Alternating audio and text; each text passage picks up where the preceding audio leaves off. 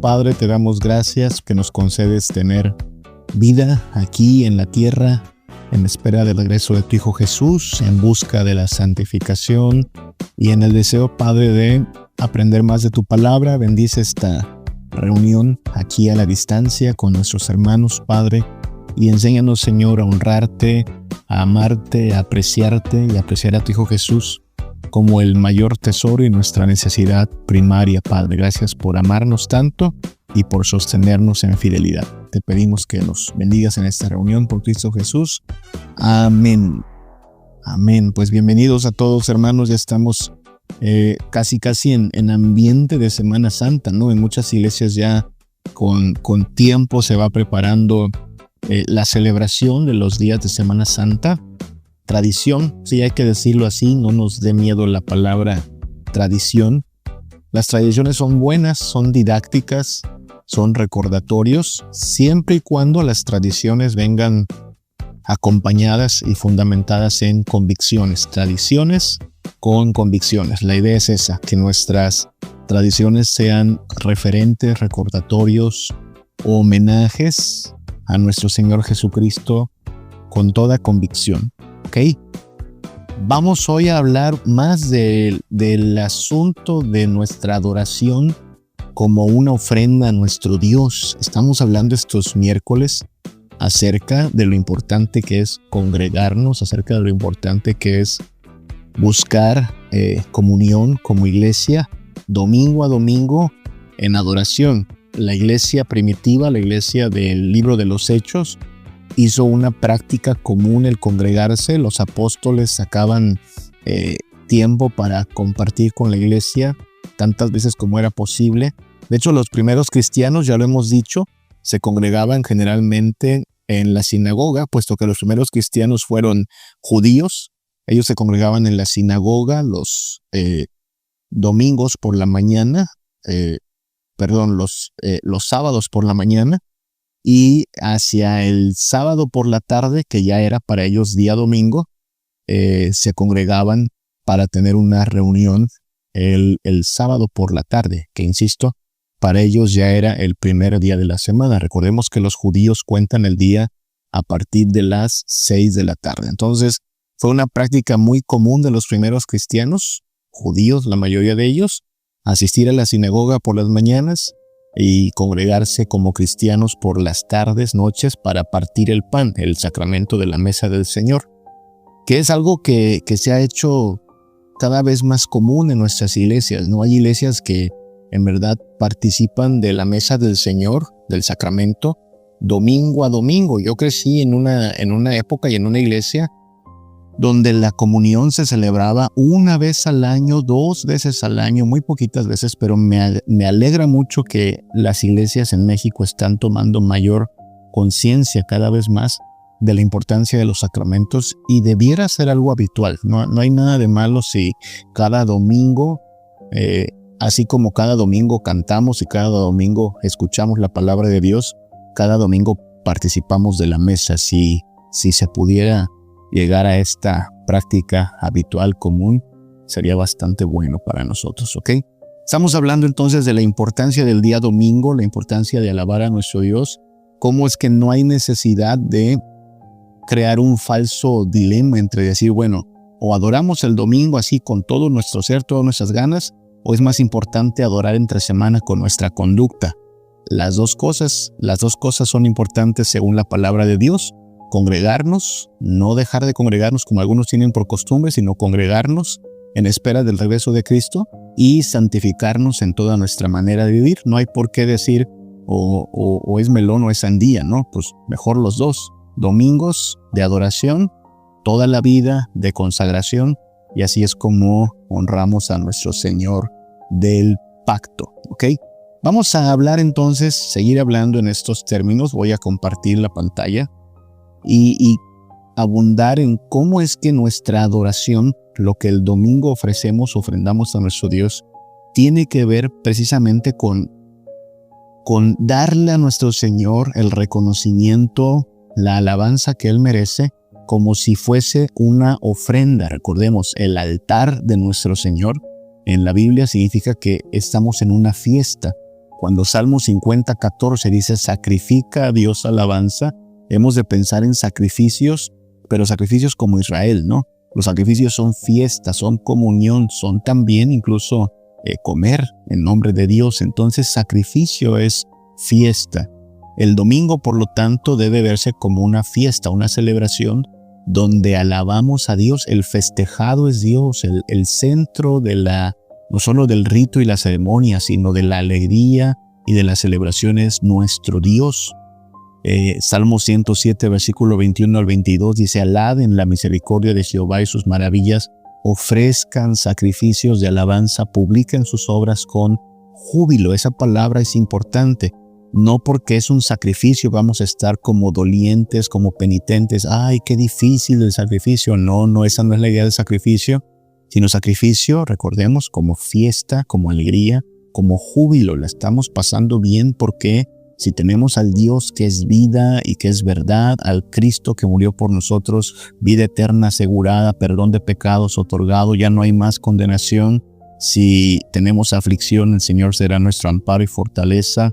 Nuestra muerte incluso será ganancia, pues el ambiente debe ser de esperanza, de regocijo, de júbilo, de celebración de lo bueno que es nuestro Dios. Por eso podemos orar como el salmista allá en Salmo 43:4, ¿no? Entraré al altar de Dios, al Dios de mi alegría y de mi gozo, y te alabaré con arpa, oh Dios mío. Es decir, nos vamos a presentar el día domingo como un pueblo que celebra a Dios, que se alegra en Dios y sus beneficios, sus misericordias, y le alabamos de todo corazón con regocijo. Entonces, hemos estado hablando de esto los últimos episodios de nuestra Sinagoga Web, ¿no?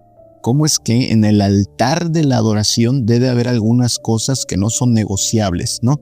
¿Qué cosas deben estar allí? Bueno, hemos ido avanzando sobre un acrónimo, sobre la palabra altar, tratando de que cada letra pues nos recuerde uno de los elementos centrales de la adoración. ¿Qué tiene que haber en primer lugar en el altar de adoración? Pues adoradores, ¿no? En ese altar debe haber adoradores fervientes, ¿no? Adoradores asombrados, adoradores apasionados por nuestro Dios, es decir, cuyo corazón en verdad tenga regocijo y esperanza solo en Jesucristo, ¿sí? Estos adoradores fervientes deben estar congregados, porque congregarse es lo que Dios ordena. Deben estar concentrados en lo que hacen, debemos, ¿no? El domingo, lo decíamos en nuestra última reunión, no es un espectáculo, no es un show. Hoy hablaremos un poquito más sobre eso en un momento. Solo estamos recordando los aspectos básicos de la semana pasada. El domingo, lo que acontece el domingo no es un espectáculo, no es algo que incluso se formuló pensando en mí como asistente, como si el compromiso de los que están ahí al frente o los que organizan todo sea entretenerme o sea hacerme pasar una experiencia interesante. El énfasis no es ese. Yo debo estar como asistente congregado, atento, no apático, no indiferente, sino activo, sí, cantando, orando, escuchando y afirmando, sí, eso quiero hacer, la voluntad de Dios, sí, eso quiero hacer, gozarme del Señor, sí, eso quiero hacer, ofrendarme a Cristo. No se supone que estemos ahí nada más como espectadores. Y también estos adoradores deben estar consagrados en verdad a nuestro Dios, no solo ir a hacer acto de presencia como cumplir con una palomita, ¿no? Ya me congregué y ya. No, a partir de que adoramos el domingo, ahora hay que confirmar con nuestra conducta cotidiana que aquello que el domingo afirmábamos era verdad y no una falsedad, porque si no seríamos hipócritas, ¿no? Diciendo de labios Señor, Señor, pero nuestro corazón estando lejos de la obediencia. ¿Qué más debe estar en el culto, en el altar de adoración? El libro sagrado, ¿sí? La palabra de Dios debe ser central en nuestra adoración. Esa palabra de Dios debe ser expuesta para que nosotros vayamos moldeando nuestras creencias conforme a la palabra. Por eso le pedimos a nuestros pastores, predíquenos la palabra, ¿no? Amonéstenos, exhórtenos, instrúyanos con doctrina.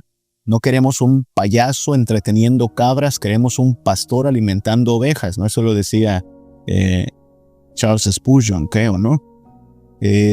Habrá días en que vendrán payasos a entretener cabras en vez de pastores a alimentar ovejas. No queremos eso. Queremos que el libro sagrado sea abierto y que nuestras creencias sean moldeadas por el libro sagrado.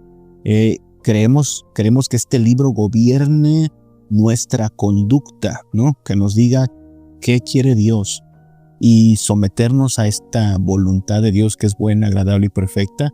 Y que este libro sagrado también gobierne nuestro culto. Recuerda, el culto no es un laboratorio experimental donde a ver qué le metemos, qué le ponemos, cómo lo adornamos. No, solo debe estar lo que Dios ha aprobado. Lo inferimos pues de aquí y de allá, ¿no? Si los cristianos cantaban, pues hay que cantar. Si los cristianos oraban, hay que orar. Si el pueblo de Dios hacía cierta ceremonia, hay que cumplir con esa ceremonia. Si el Señor dijo hacer esto en memoria de mí, vamos a hacer esto en memoria de Él. Es decir, el libro debe establecer el orden de nuestro culto. De hecho, por eso, interesante, ¿no? En nuestra denominación se le llama así, ¿no? El orden del culto, porque Pablo le decía, por ejemplo, allá a los corintios, que todo lo que hacían tenía que hacerse decentemente y con orden, ¿sí? No se supone que cada quien haga lo que se le antoje, ¿no? Dios es un Señor de orden, así es que incluso la alabanza debe seguir cierto orden. ¿Quién establece ese orden? Dios mismo, en su libro sagrado. En el altar debe haber temor reverente. Debe haber temor reverente porque estamos ante el 3 veces santo y eso debe generarnos asombro. Estamos ante la majestad de Dios. Y en un sentido también debe causarnos angustia, porque siendo nosotros pecadores, necesitamos ser transformados, perdonados. Eso lo tenemos en Cristo, pero nuestro pecado debe ser algo que nos causa en verdad angustia. Y esa angustia nos va a llevar a clamar por perdón y santificación. Y también este temor reverente debe causar en nosotros austeridad, ¿no? La idea es, Él es el grande, Él es el magnífico, yo no soy más que la obra de sus manos y el que viene a reconocer cuán grande es Él. Como dice el salmista, no a nosotros, sino a tu nombre, la gloria, ¿no? Debemos salir no diciendo qué grande soy, qué grande adorador soy. No, qué grande es Dios, cuán grande es nuestro Señor Jesucristo. Hablemos de los otros 2 aspectos que están pendientes, alabanza y ruegos, ¿sí? En el altar de la adoración debe haber alabanza ferviente y ruegos piadosos. Vamos hoy a tratar solamente la alabanza ferviente y dejaremos para un próximo episodio hablar de los ruegos. Por alabanza nos referimos principalmente a los cánticos de adoración. En un momento hablaremos de eso. Y en ruegos piadosos nos referimos principalmente a oración. En un culto hacemos eso, cantamos y oramos. De hecho, la diferencia entre cánticos y oraciones, si nos damos cuenta, no es tan estricta. Nuestras oraciones bien podrían ser cantadas y nuestros cánticos bien podríamos decir que son oraciones, ¿no? Solo que le ponemos música y las repetimos todos, entonándolas. Pero van de la mano la alabanza cantada y los ruegos de la oración. Con todo vamos a separar un poquito las cosas para hablar primero de la alabanza y después de la oración. ¿Ok? Hablemos de eso. Alabanza ferviente, ¿sí? O alabanza piadosa, ¿no? Fervor y piedad son términos sinónimos cuando los vemos a la luz de la Biblia, ¿no? ¿Qué es fervor? Pues esta entrega plena, sin reservas, esta fidelidad que queremos darle a nuestro Dios. ¿Qué es piedad? Pues esta actitud de que si tengo a Dios, si tengo a este Dios, lo tengo todo, aunque no tenga nada más, como el autor del Salmos que dice, ¿a quién tengo yo en los cielos sino solo a ti? Fuera de ti nada deseo. Mi carne y mi corazón desfallecen, mas la roca de mi corazón y mi porción es el Señor. Es decir, de allí soy. Esto es mi todo en todo, ¿no? Eso es piedad. La alabanza debe tener este enfoque, entonces, de que es todo al Señor, siempre al Señor, dependiendo del Señor. En Apocalipsis tenemos esta imagen donde el Cordero está en el centro y todos alrededor le dan alabanza, adoración y le dicen, Él es digno, Él es grande, Él es poderoso, Él es vencedor, Él es justo. Toda la adoración dirigida hacia Jesucristo. De eso se trata alabar. Ahora, cuando hablamos de alabanza ferviente, me parece muy interesante. Esto es tan común en la Biblia que a veces como que lo pasamos de largo o no le damos tanta importancia, pero déjeme subrayamos en el día de hoy en este estudio cuán importante es entender que este rey, cuando hablamos de Jesús como el Rey de Reyes, ¿no? La Biblia le reconoce una y otra vez como el Rey de Reyes y Señor de Señores. Este rey ordena que se le cante. Es decir, el cántico congregacional, el cántico en la reunión de los santos, no es una opción. Y me gustaría en verdad poner mucho énfasis en eso, porque Dios no nos ordena escuchar música cristiana. Si lo pensamos bien, Dios no nos ordena escuchar música cristiana, Dios nos ordena entonar cantos cristianos, ¿sí? Yo sé que muchos de nosotros tenemos la afición y claro que somos edificados en nuestra casa, ¿no? Usted a lo mejor tiene la posibilidad de escuchar música cristiana mientras hace su quehacer, mientras va camino al trabajo, a la escuela. Hoy, gracias a Dios, con nuestros audífonos podemos andar escuchando música por todas partes. Eso está bien. Somos edificados, somos también a veces incluso de cierta forma recreados, encontramos recreación cristiana. Eso da para otro tema, ¿sabe? Porque hay que hablar de adoración cristiana con música y recreación cristiana también con música. Hoy no puedo extenderme mucho sobre el tema, pero mire, hay hermanos que dicen, es que me gusta tal música cristiana porque ese ritmo me gusta, ¿no? Hay gente a la que le gusta la cumbia cristiana, el mariachi cristiano, el hip hop cristiano, y a veces preguntan a los pastores, ¿no? Oiga, pastor, ¿se puede o no se puede usar esa música? Mi respuesta es en corto, como recreación cristiana, sí, como recreación cristiana. Como adoración congregacional, no porque sea mala, aclaro, sino porque es difícil que a ciertos ritmos se le siga, pues a nivel congregacional, el ritmo y la facilidad de entonarlos, ¿no? Nuestras canciones congregacionales deben tener cierta simplicidad porque las debe poder cantar tanto un niño como un adulto como un anciano, porque Dios ordena que cantemos juntos a su nombre, ¿no? Entonces no estoy diciendo que sea pecado cierto ritmo, ojo, sino que hay cosas que a nivel personal me edifican, ¿sí? Y no hay pecado en ello, pero que a nivel congregacional no son las más apropiadas porque a nivel de rítmica, a nivel de entonación también, hay algunos hermanos que cantan muy bonito, pero cantan como solistas en la ópera, ¿no? Y no podemos alcanzar esos niveles de agudos o de graves. La alabanza congregacional es entonces sencilla porque debemos poderla cantar todos. Entonces, con todo, este rey no ordena, aclaremos una vez más, no ordena principalmente que escuchemos música. Usted lo puede hacer y sígalo haciendo si eso le edifica. Pero este rey ordena que le cantemos, ¿sí? Puede parecer bastante obvia la implicación, pero mire, cuando uno llega al domingo, y no quiero aquí que vayamos a ponernos criticones o medio farisaicos, ¿no? Pero yo puedo hablar por mí, yo que soy el pastor de la iglesia y que me toca estar pues gran parte del culto, si no es que todo el culto al frente, porque pues es lo que hacemos los pastores, pues usted, si estuviera en mi lugar, se daría cuenta que hay gente que no canta. Hay gente que llega el domingo y no canta. Y entonces, lo que yo digo es, estos hermanos no han entendido que cantar es una orden, ¿sí? Hablo de los cristianos, repito, los no cristianos, pues, que no canten, no pueden expresar júbilo y alabanza hacia aquel a quien todavía no conocen. Los incrédulos llegan al culto, pero llegan como testigos, ¿no? A ver qué hacen estos, ¿no? Yo vine porque me trajo mi mamá, o yo vine porque quiero ligarme a esta muchacha, ¿no? Pero ellos nada más pueden ser testigos de lo que hacen los cristianos. Los cristianos son los que deben cantar. Pero como le digo, algunos hermanos, ya sea porque pues no se han dado cuenta de eso, no cantan porque no se han dado cuenta o no han caído en cuenta de que cantar es una orden. O sea, Dios no dice, canten si tienen ganas o canten, si como sugerencia, no les sugiero que canten, no. En el libro de los Salmos, una y otra vez, la orden al pueblo es cante. Cante. Si este es el pueblo del pacto, tiene que cantar. Note cómo.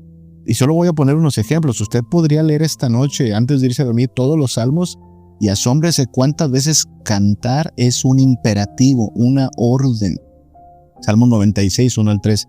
Cantad a Jehová cántico nuevo, cantad a Jehová toda la tierra, cantad a Jehová, bendecid su nombre, anunciad de día en día su salvación, proclamad entre las naciones su gloria, cantad. Está en forma de orden, ¿no? De mandato. Salmo 47, 6 al 7. Cantad a Dios, cantad a nuestro Rey, cantad, porque Dios es el Rey de toda la tierra, cantad con inteligencia. 5 veces se repite en solo 2 versículos la instrucción cantad. Yo creo que si Dios repite 5 veces una instrucción es porque ha de ser importante, ¿no? Cantad, cantad, cantad, cantad, cantad. No sé si quedó claro que hay que cantar. Ahora les hablo también desde mi experiencia personal. Yo no siempre entendí esto. O sea, aunque yo crecí en la iglesia, yo la verdad es que no cantaba. Hablo desde mi infancia hasta mi temprana juventud. No había entendido eso. O sea, ponía como pretexto, no es que esa no me gusta, o es que ese no me lo sé, o es que lo cantan mal, o es que va muy lenta, lo que usted quiera. Pero no cantaba, ¿no? Y siendo también sincero, gran parte de ese error viene de que yo me veía como un espectador, ¿no? Pues a ver cuáles ponen, ¿no? O sea, como si el culto fuera una especie de karaoke, ¿no? Y canto la que me gusta, y canto la que me sé, o canto a la que le llego. Y mire que Dios no está ordenando que lo hagamos con las mejores voces, seamos sinceros. Sus ángeles tienen mejores voces que las nuestras. Yo creo que las huestes angelicales pueden estar mucho mejor entonados que nosotros, pero los ángeles no fueron redimidos por la sangre de Cristo. Los cristianos sí. Así es que en nuestra experiencia personal nosotros somos los que tenemos los motivos y las razones para expresar verdadera adoración en gratitud, en fervor, en dependencia de decir, oye Jesús, gracias, qué bueno eres tú al haber muerto por nosotros, al haberte entregado por nosotros. Ahí te dedicamos esta canción, ¿no? Solo nosotros lo podemos hacer. No hay criatura sobre la tierra ni en los cielos que pueda adorar a Jesucristo como su Redentor personal. Y por eso el Señor quiere que nosotros le cantemos. Y en verdad, no sé aquí a cuántos de los que están congregados les es difícil cantar. No sé si le da pena o no sé, pero por favor, entienda que cantar es lo que el Rey manda. Este Rey ordena que le cantemos. Y cuando somos conscientes de lo que el Rey ha hecho por nosotros, no debiera ser difícil obedecer, ¿no? Alguien diría, esto es del Antiguo Testamento. No, en el Nuevo Testamento perdura la orden. Efesios 5:19, hablando entre vosotros con salmos, con himnos y cánticos espirituales, cantando y alabando al Señor en vuestros corazones. Hasta el Nuevo Testamento continúa la orden. Cante, cante. Preguntémonos entonces cómo vamos a cantar. ¿Cómo cantaremos, no? ¿Cómo cantaremos? Y aquí antes de avanzar, quiero abundar, señalar que cuando digo cómo cantaremos, lo digo a propósito en plural, cantaremos. Los hermanos en Príncipe de Paz pueden dar constancia de esto. Nuestro culto es bastante, creo, sencillo, ¿no? Y no propiciamos, no hacemos tanto intento de promover lo que se llaman las participaciones especiales, ¿sí? Esto de que alguien pase y cante y los demás lo vemos. Principalmente porque lo que vemos en la Biblia es este llamado al canto congregacional, ¿sí? Alguna vez hemos invitado a algún coro o algún grupo a pues compartirnos su alabanza, su adoración al Señor, pero la idea es que no necesitamos a un coro, incluso a un grupo de alabanza como tal, ¿no? Decir, bueno, va a pasar el grupo de alabanza a alabar, no solo el grupo, claro. Damos gracias a Dios por los hermanos que tocan un instrumento, que cantan, porque nos dan cierta dirección, ¿no? Pero el punto aquí está en que la alabanza es congregacional. El coro de la Iglesia Príncipe de Paz es el que está sentado en las bancas y es el que alaba a Jesucristo, ¿no? Y eso también, para los que están acá, no sé cuánto esto pueda causar, por un lado, a lo mejor como un poquito de controversia, ¿no? Esto si en sus iglesias hay un coro, porque a veces pasa que cuando hay un grupo musical, un grupo de alabanza o el coro, aunque no querramos, como que viene a nuestra mente el chip del espectador, ¿no? Bueno, van a cantar, a ver, escuchemos, ¿no? Escuchemos cómo cantan. Y eso puede ser un poco peligroso. No digo que sea pecado, pero sí puede ser peligroso si nos lleva a distraernos del sentido de que nosotros tenemos que alabar también. Por eso, de verdad, personalmente, yo no promuevo mucho la inclusión en el culto de participaciones especiales, lo que llamamos de esa forma, ¿no? Que podría haber un concierto, eso es otra cosa, claro. Si un día un coro, un grupo de músicos monta un espectáculo, un concierto, entonces, claro, como recreación puede uno asistir y gozarse en la música que Dios nos ha regalado a los humanos, pero eso será un concierto musical, ¿no? Y allí sí voy como espectador, y allí sí, a lo mejor hasta tengo que pagar, porque pues claro, el músico no vive de aplausos, ¿no? Hay que reconocer su talento, pero son cosas diferentes, ¿no? Al culto cristiano dominical no vamos como yendo al teatro o a la ópera. Entonces, por eso está muy a propósito la pregunta en plural, ¿cómo cantaremos? Todos. No nada más los que están en la plataforma, no nada más el coro, todos nosotros, ¿cómo cantaremos? Bajo la idea de que adorar es reconocer la grandeza del Señor del pacto, eso dice el hermano teólogo John Frame, solo estamos reconociendo la grandeza de nuestro Señor del pacto.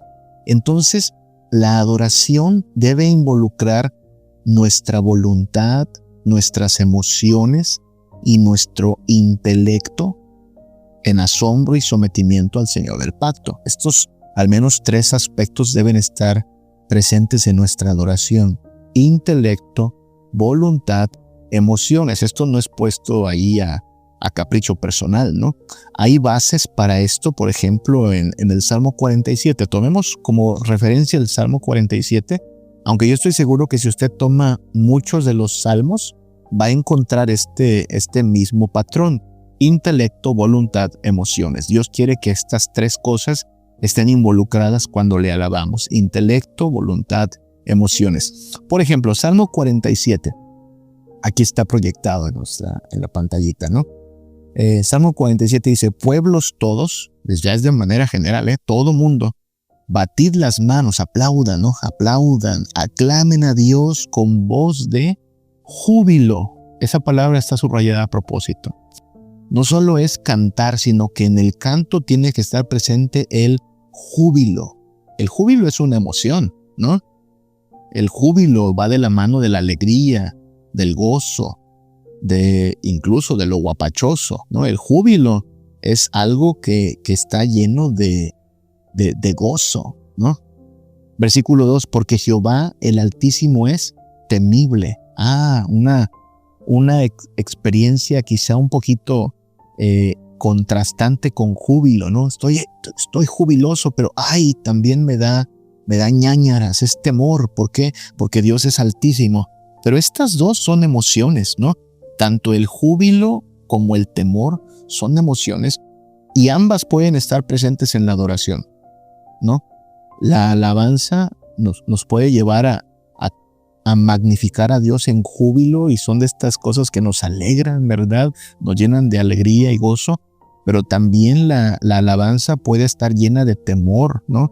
De quebranto, de aflicción, como Isaías, ¿no? Ay de mí que soy pecador y este santo me va a fulminar. Creo que hay un abanico de emociones entre estos 2 aspectos, júbilo y temor. Y el culto dominical puede estar saturado de estas experiencias, emociones. Los seres humanos somos emocionales. Dios nos creó con la capacidad de experimentar emociones, ¿no? Gozo, alegría, tristeza, quebranto, asombro, temor. Todo eso tiene que ver con emociones. Ahora, las emociones no son el fundamento de lo que creemos. Las emociones no son el fundamento de nuestra fe. Nuestra fe está fundada sobre asuntos objetivos, como que Dios es creador, como que Cristo se encarnó y murió en la cruz, como que su palabra es autoridad, como que Él nos ama. El amor de Dios no es un sentimiento, el amor de Dios fue un sacrificio eficaz en la cruz. Por eso no necesito decir, es que no siento el amor. Bueno, es que el amor de Dios no es que lo sientas. El amor de Dios se manifestó en la persona de Cristo y Él ya vino en la cruz, murió. Lo que tú y yo necesitamos es creer que Cristo murió por nosotros. Y eso va a generar júbilo o va a generar también quebranto. Júbilo porque tenemos un gran Salvador, quebranto porque tenemos un gran pecado que necesita de su gracia, ¿no? Pero las emociones son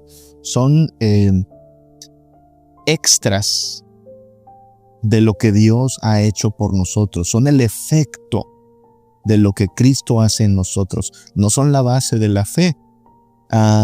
Lo digo porque el otro elemento que debe estar presente en nuestra adoración es el intelecto, ¿sí? Versículo 7, Salmo 47, aquí mismo estamos. Dice, porque Dios es el Rey de toda la tierra, cantad con inteligencia, ¿sí? Es decir, concentrado en lo que canto, consciente de lo que canto, sabiendo lo que canto. Y eso implica que entonces nosotros pongamos más atención. Muchas veces debemos tener esta precaución, poner atención en la letra de lo que cantamos antes que en su ritmo, en su tonada o en quién la canta. Y esto es algo que deben tener especialmente en cuenta los que elaboran la liturgia, los hermanos que, ya sea que porque hacen el orden de culto, porque son los que dirigen el grupo de alabanza, porque son los que terminan seleccionando qué vamos a cantar, ¿no? El domingo. Y hay que tener mucho cuidado de no escoger lo que cantamos, los cantos, los himnos, pues basados en parámetros pues no muy apropiados, ¿no? Muchas veces podríamos caer en el error de pensar que porque esta canción es la nuevita o la nuevita de tal artista cristiano es la que hay que cantar, o porque es la que están cantando en todas las iglesias, porque es la que se puso de moda esta temporada, o porque es la que tal artista puso en la película cristiana tal, ¿no? Y también podría llevar a algunos a sacar del repertorio cantos porque no es que ese está muy antiguo, ¿no? O porque ese ya se lo saben todos, otra vez cantar la misma, ¿no?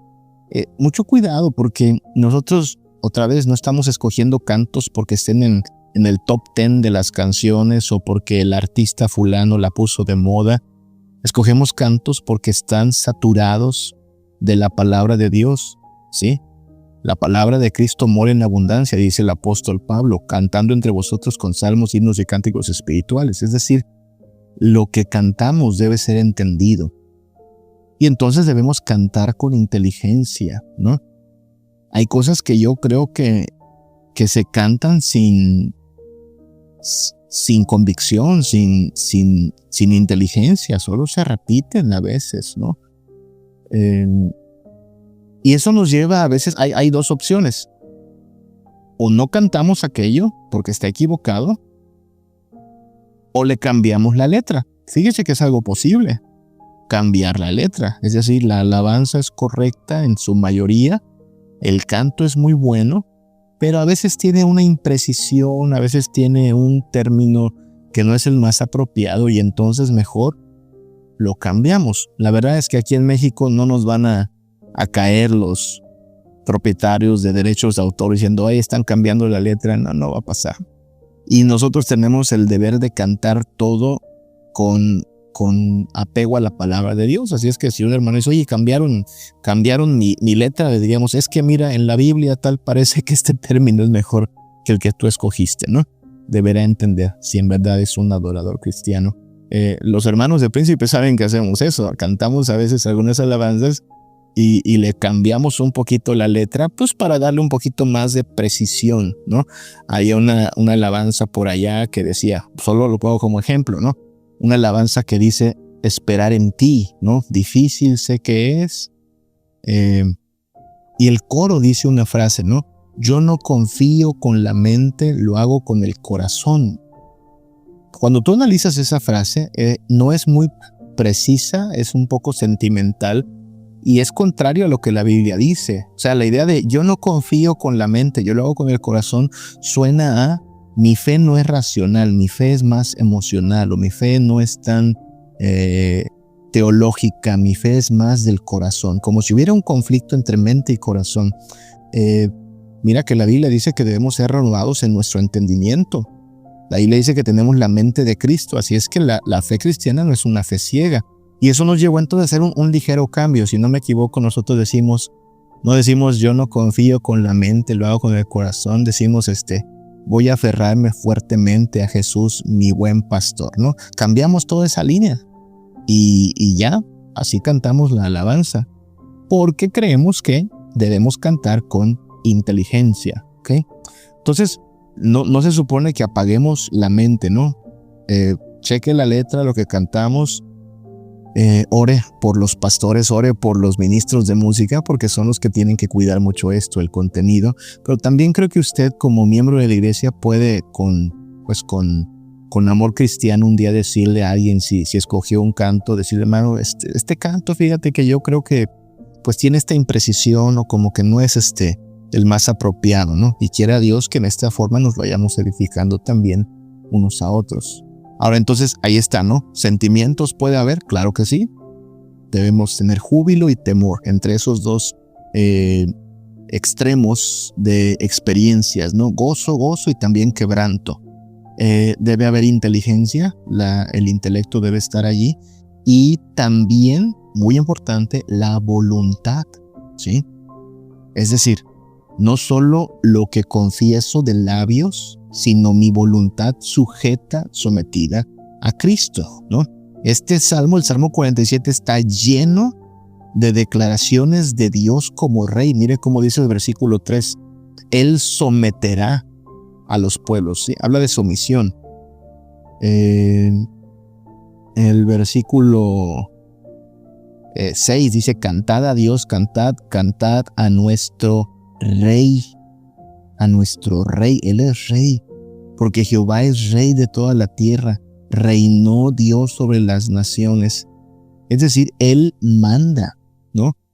Este salmo le habla a Dios como nuestro Rey, como el que somete, como el que Él está en su trono, versículo 8, se sentó sobre su santo trono, así es que Él es el mandamás. No solo quiere un pueblo que le cante, sino un pueblo que se le someta. De hecho, si el pueblo le canta pero no se le somete, hay una contradicción. Jesús lo mencionó así, ¿no? Si el pueblo me dice Señor, Señor, pero su corazón está lejos de mí, pues por más que cantes, Jesús es mi Rey soberano, ¿no? No funciona porque no hay congruencia. Entonces, estas tres cosas, al menos, deben ser factores presentes, no negociables en nuestra adoración. Vamos a cantar a Dios, ok. Sí se vale emocionarse, se vale decir, me gocé, mi corazón está gozoso, se vale también ser quebrantado también. Y en este sentido, lo mismo, no estamos para reprimir las emociones. Si alguien un día en la adoración se pone a llorar, pues el Espíritu Santo le quebrantó hasta el llanto, ¿no? A veces no lloras de quebranto, a veces lloras de gozo, una experiencia bastante interesante, ¿no? Porque no estás llorando por tristeza, sino que el gozo está que incluso te conmueve. Se vale también. Quiere levantar las manos. En las iglesias, al menos en la mayoría de las iglesias presbiterianas, ya no tenemos un prejuicio sobre esas cosas, ¿no? Quiere palmear, bueno, todo decentemente y con orden, ¿no? Las emociones pueden estar allí, son parte de la adoración, pero también la inteligencia, ¿no? ¿Qué cantamos? ¿Qué dice? ¿Cómo está? Esas palabras, ¿las entiendo? Por cierto, si alguien no entiende una palabra, sería muy sabio ir al diccionario y salir de la duda, ¿no? ¿Qué dice esa palabra? Especialmente en los himnos antiguos, la verdad es que sí. A veces nuestros himnos antiguos tienen ciertos términos que no son muy comunes y vale la pena pues también enriquecer nuestro vocabulario, ¿no? Yendo al diccionario y buscando el significado de ello. Y más importante, que nuestra voluntad esté también corroborando lo que cantamos, ¿no? Si le llamamos Rey, sometámonos a Él. Si le llamamos Señor, obedezcámoslo a Él. Esta alabanza entonces, para ponerla en tres categorías, en tres características, Dios espera que sea cantada. Ya abundamos un poco sobre eso. Dios espera que la alabanza sea cantada. De hecho, nos regaló la capacidad de cantar por eso. Alguien me decía, hablando de los niños, no sé si usted ya lo notó, pero incluso antes de aprender a hablar, los niños ya quieren cantar. O sea, el niño quizá no puede hablar tan coherentemente palabras, pero un niñito ya quiere cantar, ya tararea, ¿no? Ya aún con balbuceos canta. Tal parece que Dios nos creó como humanos con la capacidad y el gusto de cantar, ¿sí? Es más, los que saben de música podrán decirnos que incluso al hablar ya tenemos cierta frecuencia. Nuestras voces tienen cierta entonación y cierto ritmo también. Cuando estamos hablando llevamos ritmo, porque pues Dios, que es todo sabio, si este rey quería que le cantáramos, pues creó a sus súbditos con la capacidad de cantar. De hecho, el canto está presente en gran parte de nuestra experiencia humana, ¿no? Cantamos en las fiestas, cantamos en los cumpleaños, le cantamos a nuestros niños para dormirlos, cantamos para recordar. Cualquier maestro sabe que lo que tú cantes lo memorizas mejor. Si tú cantas el abecedario, si tú cantas cierta información, la memorizas. Es un buen recurso mnemotécnico, y por eso hay que tener cuidado en lo que andamos cantando, porque a veces, como usted sabe, si escuchamos una canción de estas léperas y vulgares, todas mundanotas, pues en lo que tú te subes al autobús y te bajas y el chofer la tenía puesta, pues ya te la aprendiste en el camino, ¿no? Porque es pegajosa y por eso se andan pegando las canciones, ¿no? Y esa es la razón por la cual debemos tener cuidado pues con lo que cantamos, ¿no? No porque no vamos a ponernos aquí paranoicos de que es que el diablo se te mete por ahí. No, el diablo te va a tentar de muchas otras formas, ¿no? No estamos hablando de mensajes subliminales y esas cosas, ¿no? No estamos hablando de que cantar tiene un efecto sobre nuestra mente, ¿no? La alabanza entonces debe ser cantada. Es una orden. Si llega el domingo, y al menos podemos recordar eso, hermanos, decir, si usted llega en silencio y está pasivo, si puede recordar, es una orden, el rey ordena que cante, y usted obedece, ya avanzamos bastante, ¿ok?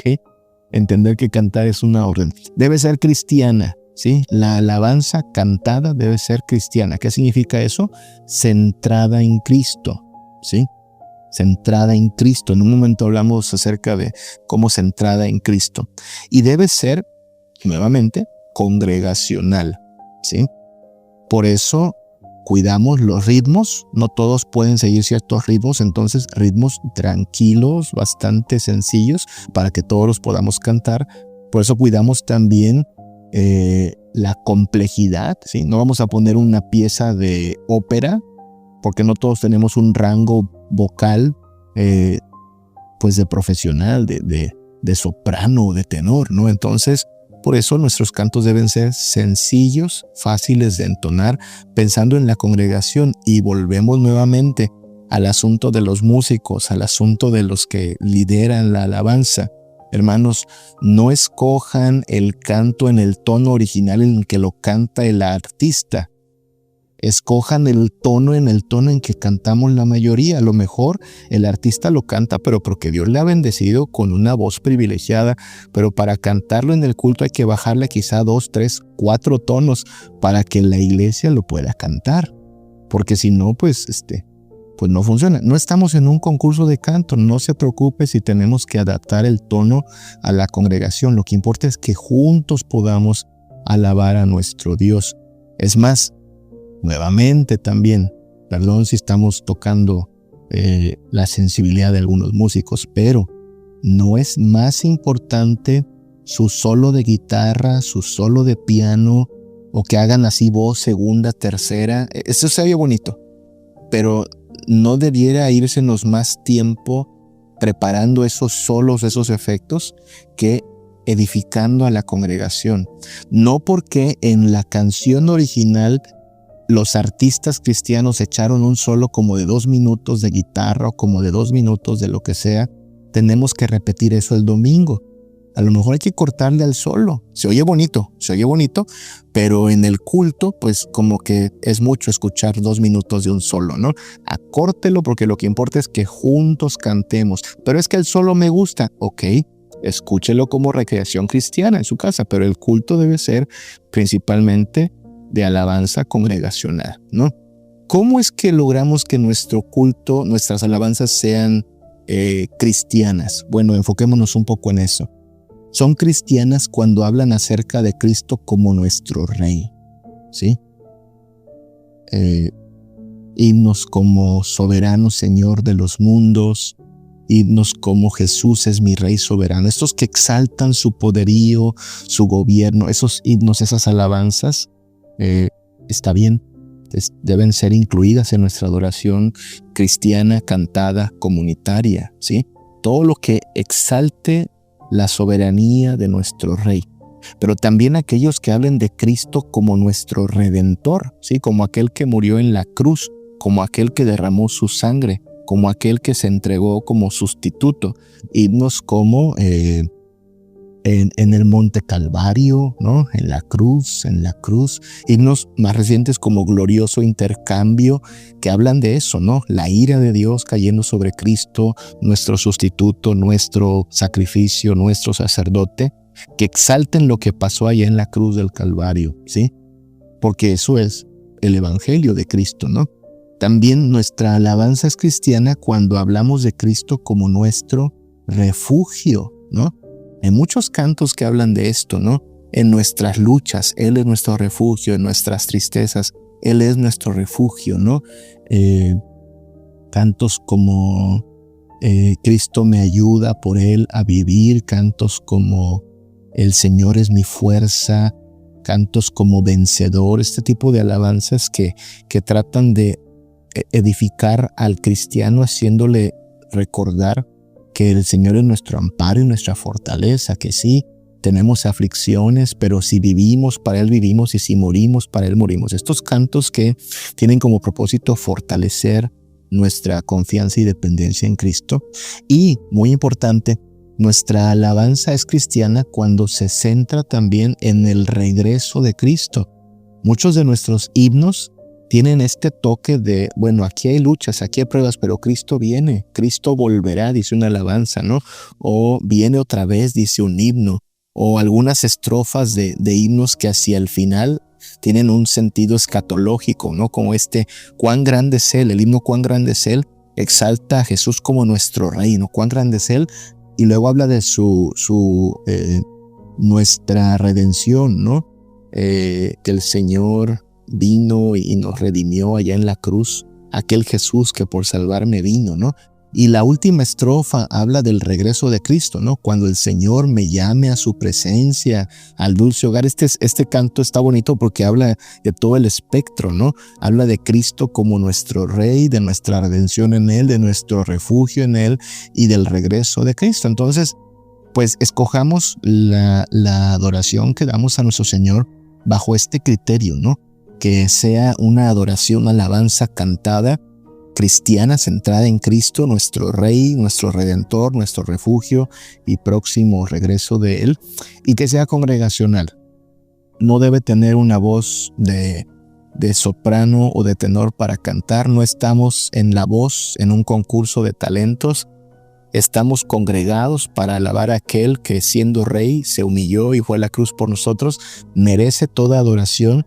Ordena que le cantemos y tenemos que hacerlo porque Él merece esa honra y ese aprecio. Y si alguien por ahí pues tiene problemas o no sé, pena de cantar, no se preocupe. El Señor no está buscando adoradores con rangos perfectos de voz. Está buscando adoradores en espíritu y en verdad. Son los que Él merece y son los que necesitamos ser. Tenemos motivos suficientes para adorarlo. Su redención, su amor, su misericordia, su bondad, lo que está preparando para nosotros, júbilo y temor. Esos dos espectros son los que puede haber en nuestra adoración. Con toda nuestra inteligencia, se vale tener emociones, pero también, muy importante, nuestra voluntad rendida a aquel a quien cantamos. Vamos a quedar allí. La próxima semana cerramos hablando de cómo en el culto, y también en la vida cotidiana, pero cómo en el culto la oración debe ser parte también de lo que hacemos congregacionalmente, ¿ok? Permítanme orar a nuestro Dios antes de despedirnos. Vamos a orar. Padre, te damos gracias por bendecirnos, por amarnos, por cuidarnos tanto, por llamarnos a ser tu pueblo, Padre. Enséñanos a confiar en ti. Aviva nuestros corazones, Padre, de manera que el día domingo que nos congreguemos tengamos asombro y júbilo, nuestra esperanza totalmente rendida a ti, nuestra confianza y gratitud en Jesucristo. Permítanos cantar con inteligencia, que nuestras emociones nos lleven hacia ti nada más y que nuestra voluntad ratifique que en verdad eres aquel a quien alabamos en nuestras cánticos y nuestros himnos, Padre. Enséñanos a amarte y honrarte con nuestras vidas el día domingo y con todo lo que hacemos entre semana, Padre. En tu nombre oramos, por Cristo Jesús, te lo pedimos. Amén. Cada día me acompaña mi Señor. Cada día me protege con su amor. Cada día en mis dudas, en Él puedo confiar, pues sus pasos van conmigo al caminar. Cada día Él disipa mi ansiedad. Él sustenta la armonía de mi hogar. Y Él escucha cuando mi alma necesita cantar. Cada día en Jesucristo encuentro paz. Cada día en Jesucristo encuentro paz.